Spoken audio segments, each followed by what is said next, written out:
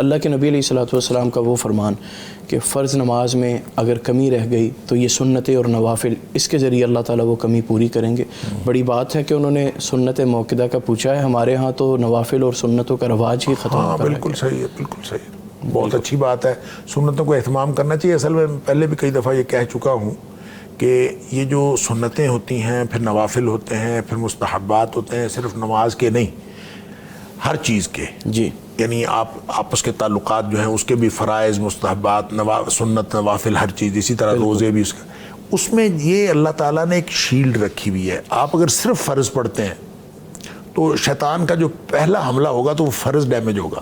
صحیح. اگر آپ سنتیں بھی پڑھتے ہیں تو اس کا مطلب اس کے گرد ایک سنتوں کی دیوار آ گئی، ایک شیلڈ آ گئی. پھر آپ نوافل بھی پڑھتے ہیں تو سنتوں کے پیچھے ایک اور شیلڈ آ گئی. پھر آپ مستحبات جو عام چھوٹے چھوٹے نوافل جو بالکل ہی یعنی مرضی کے اپنی مرضی کے نوافل ہیں وہ بھی پڑھتے ہیں تو پھر اور شیلڈ آ گئی.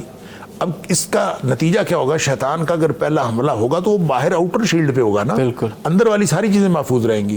پھر اگلے سے بھی ہوگا. کم از کم جو فرائض اور سنتیں ہیں یہ محفوظ رہیں گی جتنا زیادہ آپ. اسی طرح آپ آپس کے جو حقوق و فرائض ہیں ان میں بھی اگر آپ صرف فرائض کا اہتمام کر رہے ہوں گے تو جب ڈیمیج ہوگا تو کسی کا حق آپ ڈیمیج کر بیٹھیں گے. تو اگر آپ ساتھ ایکسٹرا دیتے رہیں، اور قرآن نے یہ بات فرمائی وَلَا تَنْسَوُا الْفَضْلَ بَيْنَكُمْ، آپ کے تعلقات میں بھی فضل، ایڈیشنل، زائد مہربانی کرنا نہ بھولا کرو. سبحان اللہ. یعنی آپ نے جب بھی کسی سے کرنا ہے تو یہ ہندو بنیے کی طرح نہ ٹکے ٹکے کا حساب نہ کیا کریں، بلکہ زیادہ دیا کریں.